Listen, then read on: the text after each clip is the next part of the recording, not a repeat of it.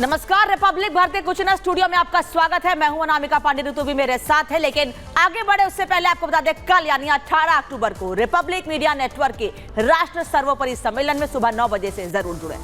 और चलिए अब बढ़ेंगे आगे और आपको दिखाएंगे 5 मिनट में भारत।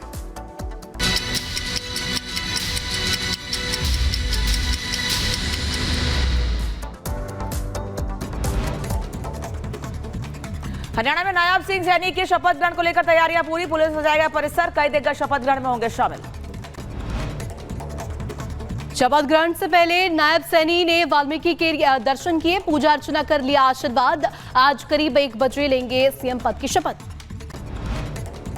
आज नायब सैनी लगातार दूसरी बार संभालेंगे हरियाणा की कमान। शपथ ग्रहण समारोह में शामिल होंगे कई दिग्गज।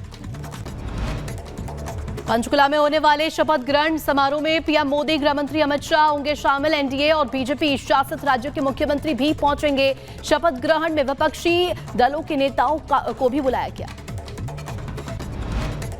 नायब सैनी के साथ 13 से 15 मंत्री ले सकते हैं शपथ। अनिल विज, कृष्ण बेदी, कृष्णपाल पवार, अरविंद शर्मा, महिपाल ढाडा, मूलचंद शर्मा, विपुल गोयल, राव नरबीर को मंत्री बनाए जाने की संभावना। हरियाणा में शपथ समारोह से पहले कई विधायकों को आया फोन। अनिल विज, राव नरबीर सिंह, कृष्णलाल पवार समेत कई विधायकों का मंत्री बनना हो सकता है तय, सूत्रों के हवाले से खबर। महाराष्ट्र को लेकर दिल्ली में बीजेपी केंद्रीय चुनाव समिति की हुई बैठक। पीएम मोदी के नेतृत्व में करीब 2 घंटे चली बैठक। 110 उम्मीदवारों के नाम पर मंथन। अमित शाह, राजनाथ सिंह और महाराष्ट्र कोर ग्रुप के नेता रहे मौजूद। महाराष्ट्र विधानसभा चुनाव के लिए गठित कांग्रेस की स्क्रीनिंग कमेटी में 62 सीट पर नामों को दी गई मंजूरी। 20 अक्टूबर को सीईसी की होगी बैठक। मोदी सरकार के किसानों को बड़ी सौगात। रबी की 6 फसलों पर बढ़ाई एमएसपी। केंद्रीय कर्मचारियों को 3% महंगाई भत्ते का ऐलान। काशी में गंगा नदी पर बनेगा एक और पुल।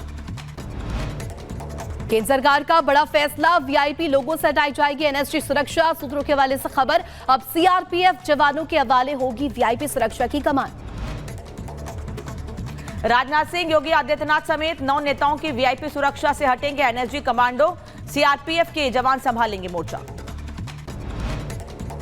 उत्तराखंड में थूक जिहाद पर सख्त सीएम धामी। उत्तराखंड पुलिस के बाद अब एफडीए ने भी कसा शिकंजा। दोषियों पर 25,000 से 1 लाख रुपए तक का जुर्माना लगेगा। उत्तर प्रदेश के देवरिया में मूर्ति विसर्जन के दौरान विशेष समुदाय के एक युवक ने जानलेवा हमला किया है। कार्यक्रम में शामिल लोगों ने हंगामा किया। एफआईआर दर्ज कर पुलिस ने आरोपी को गिरफ्तार किया। यूपी के देवरिया में मूर्ति विसर्जन के दौरान बवाल पर शलभ त्रिपाठी का बयान। कहा, चरमपंथियों का हमला पूरी तरीके से अस्वीकार्य, दोषियों के खिलाफ होगी सख्त कार्रवाई। विसर्जन कार्यक्रम के दौरान बवाल पर देवरिया डीएम का बयान। कहा, जुलूस के दौरान कुछ युवकों का आपस में हुआ था विवाद। आरोपी आलम की हो चुकी है गिरफ्तारी। बहराइच में इंटरनेट सेवा दोबारा हुई शुरू। 3 दिन बाद शुरू हुई इंटरनेट सेवा। हिंसा के बाद बंद की गई थी इंटरनेट सेवा। बहराइच हिंसा के मुख्य आरोपी सरफराज की तलाश हुई तेज। नेपाल भागने की आशंका। डीजीपी ने जिम्मेदार अफसरों से मांगी रिपोर्ट। कहा, लापरवाह अफसरों पर होगा एक्शन। दिल्ली के नादिर शाह मर्डर केस में एक्शन। पुलिस मुठभेड़ में मुख्य शूटर के पैर में लगी गोली। पुलिस ने योगेश उर्फ राजू को गिरफ्तार किया। नोएडा के सेक्टर 20 में फायरिंग। पैसे के विवाद को लेकर 2 पक्षों में चली गोलियां। पुलिस ने आर्म्स एक्ट समेत कई धाराओं में केस दर्ज किया। दिल्ली और मथुरा पुलिस ने संयुक्त रूप से बड़ी कार्रवाई की। लॉरेंस बिश्नोई हाशिम बाबा गैंग के शूटर को गिरफ्तार किया। जिम संचालक की हत्या में मुख्य शूटर था यही आरोपी। उत्तर प्रदेश के मऊ में जिला अस्पताल के अंदर जमकर हंगामा। सांसद और डॉक्टर के बीच हुई बहस। वीडियो सोशल मीडिया पर वायरल। दिवाली से पहले ग्रेटर नोएडा में बड़ी कार्रवाई। भारी मात्रा में बरामद किए गए अवैध पटाखे। पूरे मामले में एक आरोपी को गिरफ्तार किया गया। उत्तर प्रदेश के रायबरेली में हादसा नियंत्रित होकर खाई में गिरी बाइक। हादसे में 2 युवक गंभीर रूप से घायल। दोनों को अस्पताल में कराया गया भर्ती। यूपी के फिरोजाबाद में आग का तांडव। रिहायशी इलाके में गोदाम के अंदर केमिकल ड्रमों में लगी भीषण आग। कड़ी मशक्कत के बाद फायर ब्रिगेड ने आग पर काबू पाया। उत्तर प्रदेश के नौ में करंट की चपेट में आने से सिपाही की मौत। इलाज के दौरान डॉक्टर ने मृत घोषित किया। परिजनों में पसरा मातम। पुंछ के मेंढर इलाके में सेना से चलाया गया सर्च अभियान। आतंकवादी समूह देखे जाने के बाद एक्शन में सेना। देर रात 3 से 4 आतंकवादियों पर गोलीबारी भी हुई थी। उत्तर प्रदेश में उपचुनाव को लेकर बसपा सांसद अफजल अंसारी का बड़ा बयान, कहा जनता ठान कर बैठी है कि सरकार के खिलाफ मतदान होगा।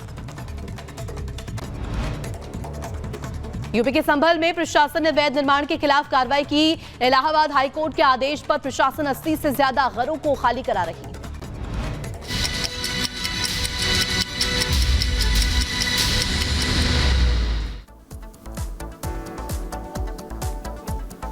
थूक टू यूरिन क्यों गंदा सीन? होटल जूस की दुकान में मिलावट की खबरें पिछले कुछ दिनों से हम आपको दिखा रहे हैं, लेकिन अब ये आपके किचन तक पहुंच गई है। आखिर आप कहां तक सुरक्षा करेंगे? सवाल यह है। रोटी दाल चावल में थूक देना, जूस आटे में यूरिन मिला देना, आखिर ये कैसी सोच है, कैसी मानसिकता है? क्या इसके पीछे बीमार मानसिकता है क्या, या कट्टर जिहादी सोच? रिपोर्ट आप देखिए।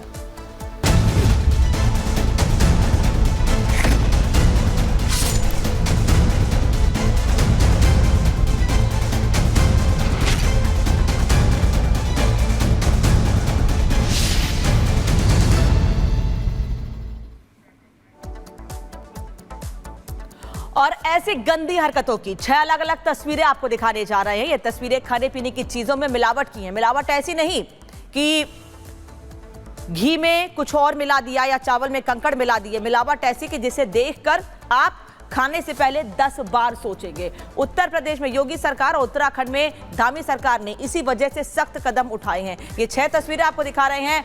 थूक जिहाद की, बागपत की तस्वीर है, कन्नौज की भी तस्वीर ऐसे सामने आई है जहां पर थूक से मसाज किया गया था।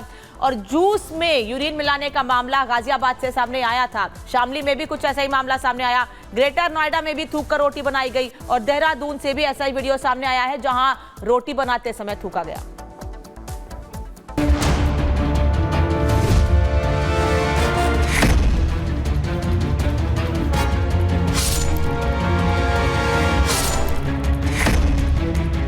रोटी में थूक, मसाज में थूक, जूस में थूक, चाय में थूक और अब सब्जी में थूक। यूपी से लेकर मध्य प्रदेश और उत्तराखंड तक गंदगी मचाने वाली इन तस्वीरों को जिसने भी देखा उसने बाहर के खाने से तौबा कर ली है। जिसने भी इन घिनौनी हरकत को देखा उसे इन तस्वीरों को देखकर घिन आ गई। सोशल मीडिया पर ये तस्वीरें वायरल हुई तो लोगों ने इसके खिलाफ सख्त कदम उठाने की वकालत भी की। शिकायतें सामने आई तो योगी सरकार और उत्तराखंड की धामी सरकार ने थूक जिहाद के खिलाफ सख्त कानून की तैयारी शुरू कर दी। योगी सरकार ने अपने अधिकारियों के साथ कैबिनेट की बैठक ली और साफ कर दिया कि सरकार का मकसद शुद्ध खाना परोसना है।